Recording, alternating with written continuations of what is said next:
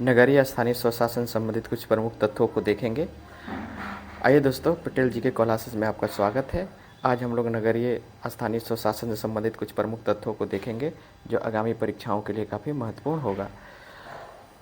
देखिए, जैसे 73वां संविधान संशोधन अधिनियम 1992 जो पंचायती राज व्यवस्था से संबंधित है, वैसे ही 74वां संविधान संशोधन अधिनियम जो है 74वां संविधान संशोधन अधिनियम 1992 ये नगरीय स्थानीय स्वशासन से संबंधित है। 74वां संविधान संशोधन अधिनियम 1992 1 जून 1993 को लागू हुआ था।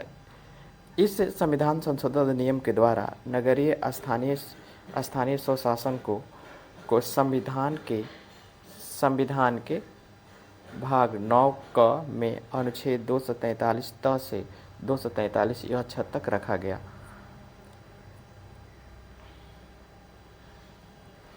चौहत्तरवां संविधान संशोधन नियम 1992 के तहत नगरीय स्थानीय स्वशासन को संवैधानिक दर्जा प्राप्त हुआ। पहले जैसे पंचायती राज व्यवस्था को संवैधानिक दर्जा नहीं प्राप्त था, वैसे ही जो है नगरीय स्थानीय स्वशासन को भी जो संवैधानिक दर्जा नहीं प्राप्त था, इसीलिए 74वां संविधान संशोधन करके इसको भी जो है संवैधानिक दर्जा दिया गया।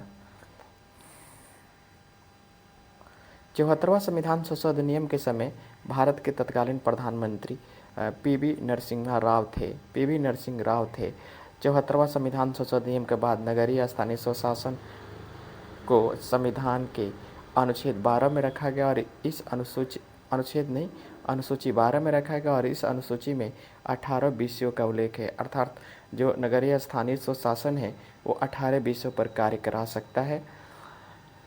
नगरीय स्थानीय स्वशासन को नगर पालिका भी कहा जाता है। 74वां संविधान संशोधन के अनुसार नगर पालिका का गठन किया गया।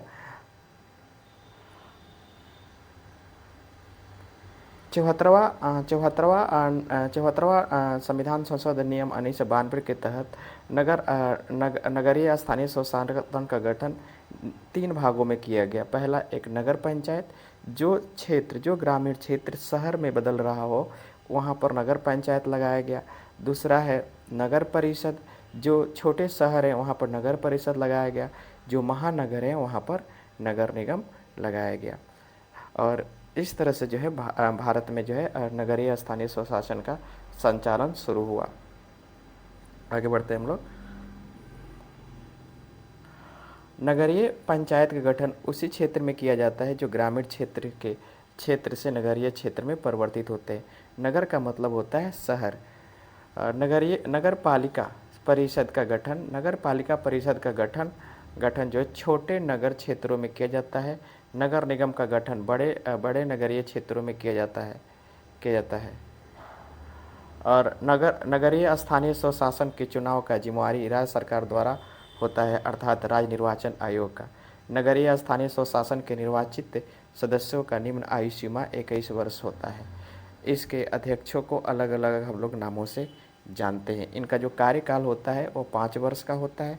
यदि कोई पार्षद या कोई अध्यक्ष अगर उसकी डेथ हो जाती है तो 5 साल के अंदर अंदर चुनाव कराया जाता है और 6 महीना के अंदर अंदर चुनाव होगा।